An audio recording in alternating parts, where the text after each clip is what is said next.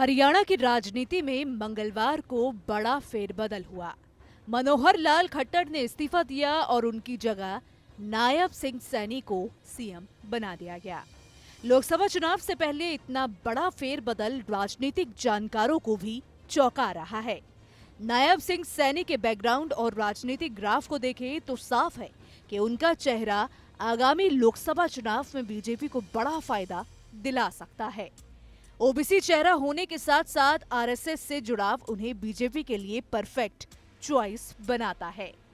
नायब सैनी बड़े ओबीसी नेता हैं। हरियाणा में जातिगत जनगणना तो नहीं हुई, लेकिन पिछले साल परिवार पहचान पत्र स्कीम के तहत सामान्य एससी, डीसी और बैकवर्ड क्लास के परिवारों के कुछ आंकड़े सामने आए हैं।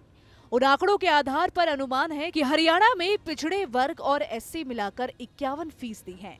हरियाणा में कुछ समय से ओबीसी समाज के संगठनों के पदाधिकारियों की ये मांग है कि समुदाय के लोगों को हरियाणा की 90 विधानसभा सीटों में से कम 25 सीटें मिले।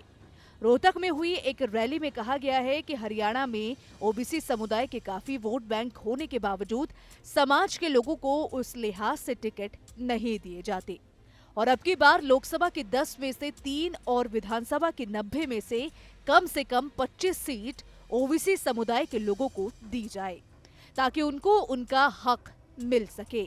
ऐसे में ओबीसी वर्ग की नाराजगी शांत करने और उनका वोट अपने पक्ष में करने के लिए नायब सिंह सैनी सुटेबल चेहरा है। नायब सिंह सैनी के बारे में बात करें तो वो अंबाला लोकसभा के गांव नारायणगढ़ के रहने वाले हैं। 25 जनवरी 1970 में जन्मे नायब सिंह ने स्कूलिंग बेशक हरियाणा से की हो, लेकिन आगे की पढ़ाई बिहार के मुजफ्फरपुर और यूपी के मेरठ से की। इस तरह बिहार और उत्तर प्रदेश से भी उनका जुड़ाव है। नायब शुरुआती दौर में ही आरएसएस से जुड़ गए थे और तभी से मनोहर लाल खट्टर से प्रभावित थे। उन्हें शुरू में बीजेपी युवा मोर्चा का कामकाज देखने की जिम्मेदारी मिली। इसके बाद उन्होंने जिला अध्यक्ष के तौर पर काम किया और साल 2009 में बीजेपी किसान मोर्चा हरियाणा के प्रदेश महामंत्री बने। सक्रिय राजनीति में नायब 2010 में उतरे और नारायणगढ़ से चुनाव लड़ा, लेकिन जीत नहीं सके।